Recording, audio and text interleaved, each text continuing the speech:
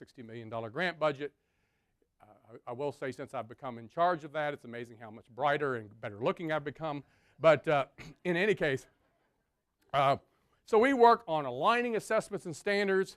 We work on financial aid issues in terms of affordability and financial aid, but the big one's the middle one. We do a lot, most of our investment here is around building networks within states and regions of community-based organizations, community-based foundations, educators, business employers, all kinds of folks around building a sustainable, high-quality network that not only works together to provide the information and the services to students that they need, low-income students particularly, starting in middle school, but also becomes advocates for those students.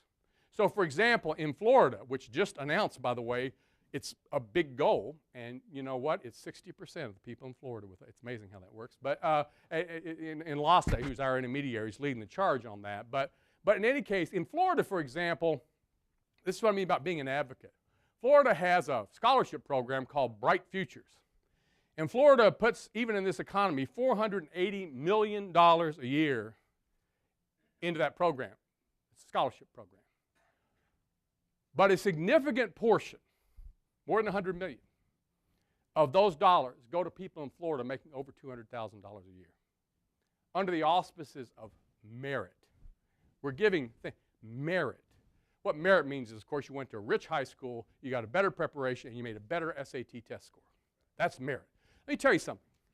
I had the privilege to work with the Michael and Susan Dell Scholarship Program, which targets students who have made their way to a junior year in high school, who they don't have the 1600s on the SAT or the 32s, I mean on the SAT, the 32s on the ACT, but they've got good, reasonable scores. They're ready to go to college. And frankly, excuse my French, these kids have gone to hell and back to get to where they are. They've been homeless. I read their applications.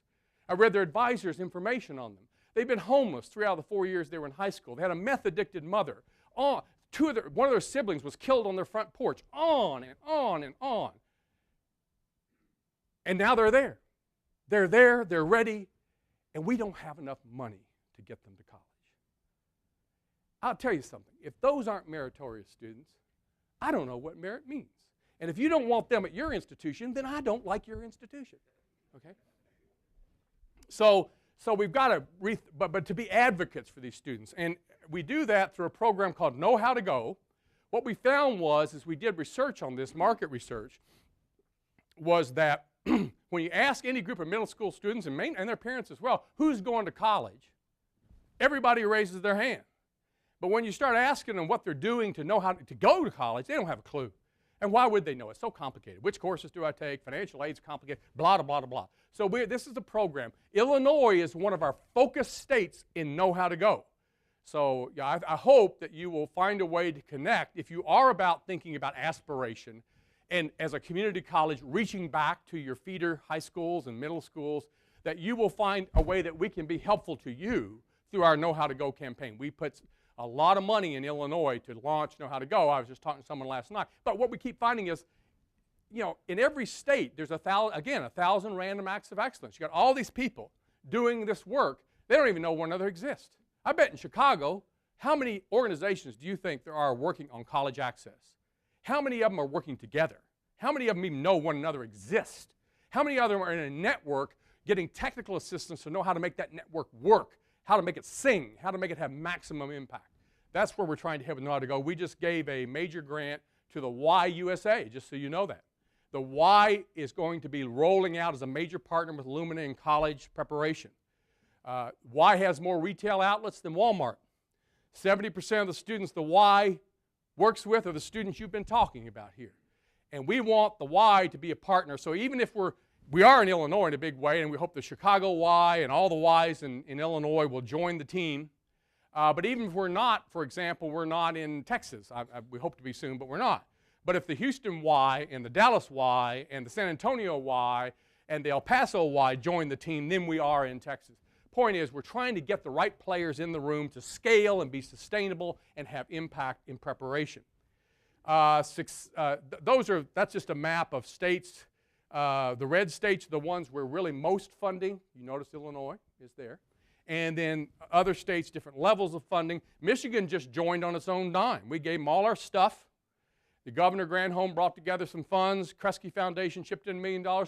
Michigan just launched Know How to Go, College Access Network on its own dime. And we helped them, but they're doing it on their own. We're looking for more of that kind of work. Success, obviously, we have got to do a better job. The whole point of achieving the dream is to really work with community colleges around the success agenda. That's the point of achieving the dream. I want to move over to one piece, though, that's on this, the third one over there. Student learning outcomes are defined, measured, and aligned with workforce needs. This is the quality piece. I didn't emphasize this when I stated the goal, and I should have. Remember, in the goal it says 60% of the population with a high-quality post-secondary credential or degree. And we're investing a lot of money in thinking about what does that quality mean. We just gave a large grant to the American Association of Community Colleges to work on a kind of a voluntary system of accountability for community colleges to look at what would that look like. It can't be the same as what they're doing at the 4 years. It's a different environment, different students, different set of needs. But what would that look like? We're working with European experts around what they're doing in Bologna in Europe to do this. The point is we've got to move to a place where we can be more transparent and clear about what are the learning outcomes, what are the competencies that we think we are trying to achieve. In other words, when you give an associate degree in X, what is that warranty? You are giving a warranty that says that student knows what?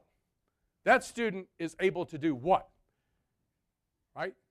And so we need to get more transparent about that because it's important not only to ensure we're doing our jobs and its quality, and we have to make the case to our employer friends and our political friends and all of our foundation friends that we are doing our job. Because a lot of the benefits I talked about assume that those degrees mean something, that they have quality. But the other point of that is, and this kind of goes to our piece about achieving the dream. I've already mentioned that, but that is huge for us, and we're so happy that you're involved in thinking about that and using that as a resource for your work. These are some of the things that we're looking at. Developmental education is something we're giving a lot of attention to around success because, and again, all this stuff also ties to outcomes. What is it that students need to know and be able to do to succeed in credit-bearing work? We spend billions of dollars, different estimates, say 8, 10, 12 in this country on developmental education in higher education. And it doesn't work. It just does not work. It's broken. Now, I know a lot of developmental educators. I worked hard on this when I was in Kentucky. I've never met faculty who cared more about students, the whole student, than developmental educators. But the point is, this system is broken. And we've got to fix it. And we've got to make higher ed believe that, oh yeah, yes, we do need to partner with high schools and middle schools. We need to increase the number of students coming prepared who don't need developmental education. Absolutely. But we will continue to have, we've been trying to fix the high school since I was in high school. And we will continue to have students coming to us who need a leg up. We will have adults coming back who've been out of college for 10 years who need a leg up. Last time I checked, we called ourselves educators. We called ourselves teachers. And we ought to be able to give them that leg up and help them to get up to the starting line quickly, effectively, so they can move on and get the degree and credential that they need. But we're looking at accelerated degree programs. We're doing some major funding in that area. Adult learners are key for us. I talked to several of you last night about the work you're doing with adult learners. Let me just tell you, to reach our big goal, in the youth population, the only growth we're seeing is among Hispanic and African American youth, students of color. And then the other population is the adult learner, all those folks who quit after high school or didn't get through high school or some college and no degree. Without those groups, we can't get there. There just aren't enough upper middle class white folks from private high schools to get us there. Just not going to happen. So we want to focus on that because it's the right thing to do. It's social justice, it's equity, and all those things. But by golly, we can't get there. Demographics tell us practically we can't get there. So adult learners are a big part of our work, and we're just about to launch what we're calling a Latino success strategy for the Hispanic population. So that's success stuff. Productivity. I won't spend a lot of time with this, but I think you're going to have to think. The point about resources has been brought up again and again. Nobody's going to hand you, I think you probably got that message from Tony yesterday, nobody's going to hand you a new pot of money to say, oh, do that. That's the way we've done things in higher ed. You want us to do better with students, give us some more money to do better. You want us to do